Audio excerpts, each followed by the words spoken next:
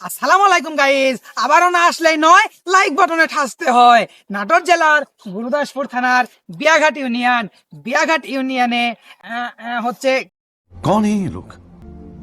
कहाँ से आते हैं ये? কি কয় এ হচ্ছে এটা কি নদী? ও, বিয়াঘাট ইউনিয়নে। এটা আমাদের নন্দকুজা নদী।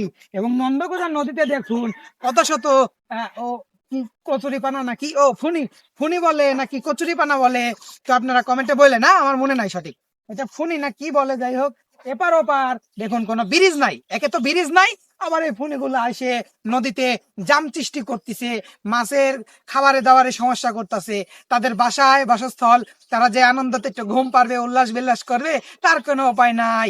তার জন্য কি হচ্ছে, ফোনে চলে এসছে। ফোনিগুলা কি করে দূর করা যায় আপনারা সবাই কমেন্টে বলবেন।